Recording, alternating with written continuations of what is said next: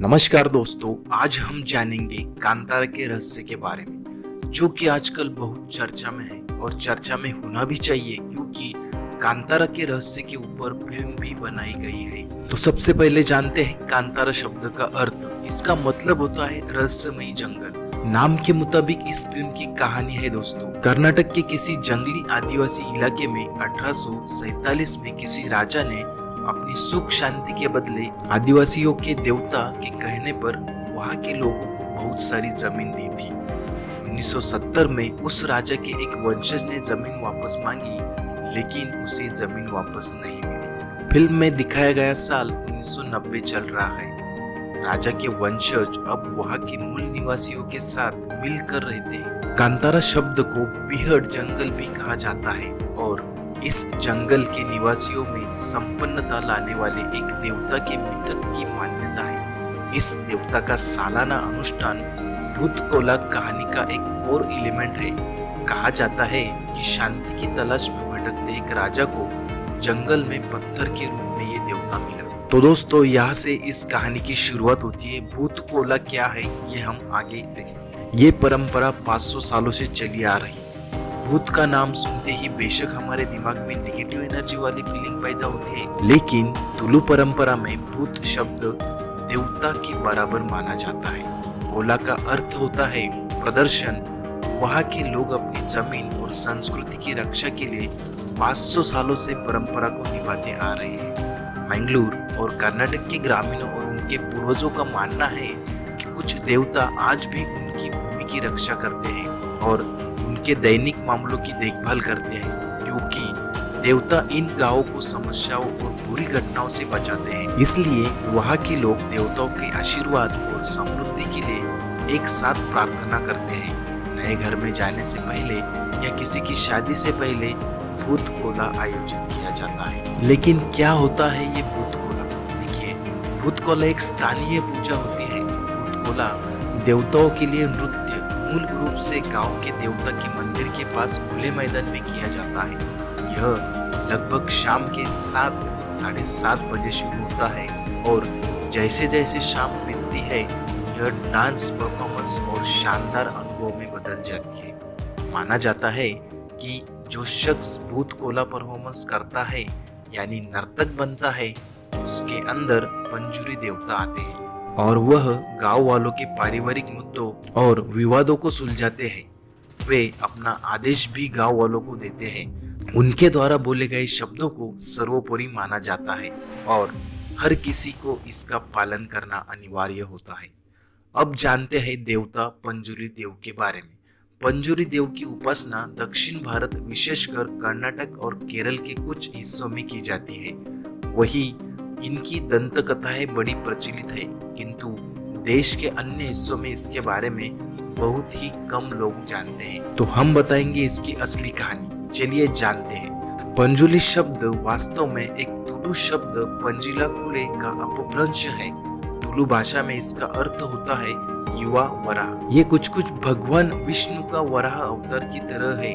तुलु लोगों में, जिन्हें तुलु नाडु भी कहा जाता है, पंजुरी देव सबसे प्राचीन देवताओं में से एक है। ऐसी मान्यता है कि जब पहली बार पृथ्वी पर अन्न की उत्पत्ति हुई, उसी समय पंजुली देव पृथ्वी पर आए, अर्थात मानव सभ्यता के प्रारंभ में। कई विद्वानों का यह भी मानना है कि जब मनुष्य ने खेती करना सीखा तो उस समय जंगली सुअर वराह अपने पेट भरने के लिए उनकी फसल को खा जाते थे। उन्होंने इसे कोई दैवी शक्ति समझ लिया और वराह रूपी पंजुली देव की उपासना करना आरंभ कर दिया ताकि वे उनकी फसलों की रक्षा करें। तब से ही पंजुली देव की पूजा होती आ रही है।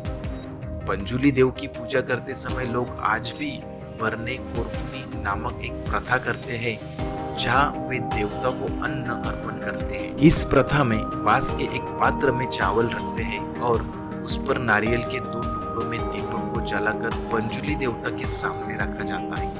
बाद में पंजुली देव के समक्ष एक बेहद प्राचीन नृत्य किया जाता है जिसे भूता कोला कहते हैं। कोला का अर्थ तुलु भाषा में नृत्य होता है और भूता इस नृत्य का एक प्रकार है। भूता कोला की भांति और भी कई प्रकार के नृत्य होते हैं। ये नृत्य बहुत देर तक चलता है और जब नृत्य करने वाला व्यक्ति थक जाता है तब लोग उस अन्न को पंजुली देव को समर्पित करते हैं। ये एक प्रकार से उनसे अपनी फसलों की रक्षा के लिए की गई प्रार्थना होती है। पौराणिक कथाओं के अनुसार एक वारह के 5 पुत्र हुए, किंतु उनमें से एक नवजात बच्चा पीछे छूट गया। वो भूख प्यास से तड़पने लगा, मृत्यु के कगार पर आ खड़ा हुआ। उसी समय माता पार्वती वहां भ्रमण करते हुए आई। जब उन्होंने एक नवजात वारह शिशु को देखा तो उन्हें उस पर दया आ गई और वे उसे लेकर कैलाश आ गए। वहां वो अपने पुत्र के समान उसका पालन करने लगी। समय के साथ उस बच्चे ने वाराह का एक विकराल रूप ले लिया। समय के साथ उसे दांत निकल आए, जिससे उसे बड़ी परेशानी होने लगी। उस खुजलाहट से बचने के लिए वो पृथ्वी पर लगी सारी फसलों को नष्ट करने लगा। इससे संसार में भोजन की कमी हो गई और लोग भूख से त्रस्त हो गए। जब भगवान शंकर ने ये देखा तो उन्होंने सृष्टि के कल्याण के लिए उस वराह के वध का निश्चय किया। लेकिन जब माता पार्वती को यह पता चला तो उन्होंने महादेव से उसके प्राण न लेने की प्रार्थना की। माता की प्रार्थना पर महादेव ने उसका वध तो नहीं किया, किंतु उसे कैलाश से निष्कासित कर पृथ्वी पर जाने का श्राप दे दिया। अपने प्राण रक्षा के बाद उस वराह ने महादेव और माता पार्वती की अभ्यर्थना की और तब भोलेनाथ ने उसे एक दिव्य शक्ति के रूप में पृथ्वी पर जाने और वहां पर मनुष्य और उनकी फसलों की रक्षा करने का आदेश दिया। तब से वही वराह पृथ्वी पर पंजुली देव के रूप में निवास करने लगे और पृथ्वी पर फसलों की रक्षा करने लगे। इसी कारण लोगों ने इन्हें देवता की भांति पूजना आरंभ कर दिया। दक्षिण भारत में अलग अलग स्थानों पर इन्हें अलग अलग नाम से जाना जाता है। इनके नाम के साथ साथ इनकी पूजा पद्धति और रूप भी अलग अलग है। अधिकतर स्थानों पर इन्हें वराह के रूप में ही दिखाया जाता है, किंतु कुछ स्थानों पर इन्हें मुखौटा पहने हुए मनुष्य के रूप में भी दिखाया जाता है। कुछ स्थानों पर इनकी एक बहन भी मानी गई है, जिनका नाम कल्लुती है।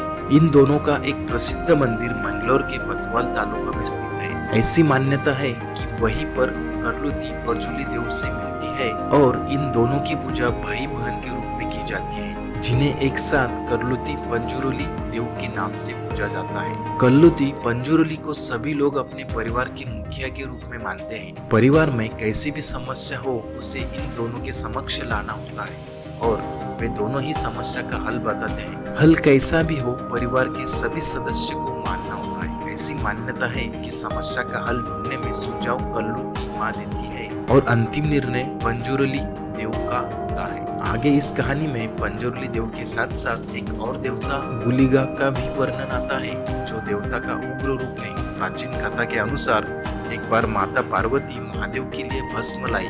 उस भस्म में एक कंकड़ था, जिसे भोलेनाथ ने पृथ्वी पर फेंक दिया। उसी कंकड़ से गुलिगा देव अपने उग्र रूप में जन्मे। उन्होंने महादेव से पूछा कि मैं कहाँ जाऊँ। इस पर भोलेनाथ ने उन्हें भगवान विष्णु के पास भेज दिया। भगवान विष्णु ने उन्हें पृथ्वी पर नैनाउल्ला के संज्ञा के गर्भ में भेज दिया। 9 मास के पश्चात गुलिगा देव ने अपने माँ से पूछा कि तुम किस मार्ग से बाहर आए।